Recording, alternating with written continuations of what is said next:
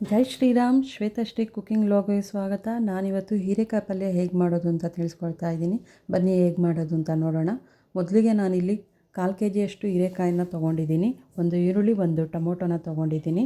ಹೀರೆಕಾಯಿನ ನಾನು ಸಿಪ್ಪೆ ತೆಗೆದು ಸಣ್ಣದಾಗಿ ಹಚ್ಚಿಟ್ಕೊಂಡಿದ್ದೀನಿ. ಟೊಮೊಟೊ, ಒಂದು ಹಸಿಮೆಣ್ಸಿನ್ಕಾಯಿ, ಸ್ವಲ್ಪ ಕೊತ್ತಂಬರಿ, ಸ್ವಲ್ಪ ಕರಿಬೇವು. ಈರುಳ್ಳಿನ ನಾನು ಇಲ್ಲಿ ಬಳಸ್ತಾ ಇಲ್ಲ. ನೀವು ಬೇಕಿದ್ದರೆ ಮೊದಲೇ ನೀವು ಸಣ್ಣದಾಗಿ ಈರುಳ್ಳಿನ ಹಚ್ಚಿಟ್ಕೊಂಡು ಇದಕ್ಕೆ ಬಳಸ್ಬೋದು. ಸ್ವಲ್ಪ ಕಾಯಿ ತುರಿ. ಮೊದಲಿಗೆ ನಾನಿಲ್ಲಿ ಕುಕ್ಕರ್ನ ತೊಗೊಂಡಿದ್ದೀನಿ. ನೀವು ಬಾಣಲಿ ಯಾವ ಪಾತ್ರೆ ಬೇಕಾದರೂ ತೊಗೋಬೋದು.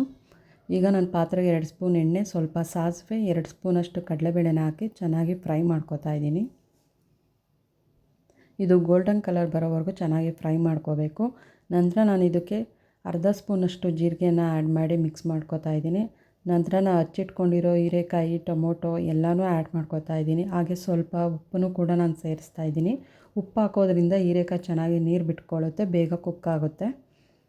ಚೆನ್ನಾಗಿ ಮಿಕ್ಸ್ ಮಾಡ್ಕೊಳ್ಳೋಣ. 1-2 ನಿಮಿಷ ಇಟ್ಬಿಡೋಣ.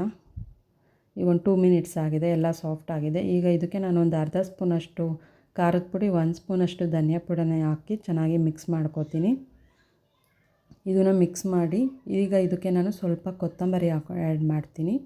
ಸ್ವಲ್ಪ ಕಾಯಿ ತುರಿ ಎರಡನ್ನೂ ಹಾಕಿ ಚೆನ್ನಾಗಿ ಮಿಕ್ಸ್ ಮಾಡ್ಕೊತೀನಿ. ಈಗ ನೀರಿನ ಅಂಶ ಇಲ್ಲ, ಡ್ರೈ ಆಗ್ತಿರೋದ್ರಿಂದ ನಾನು ಇದಕ್ಕೆ ಸ್ವಲ್ಪ ನೀರನ್ನ ಆ್ಯಡ್ ಮಾಡ್ಕೊಂಡಿದ್ದೀನಿ.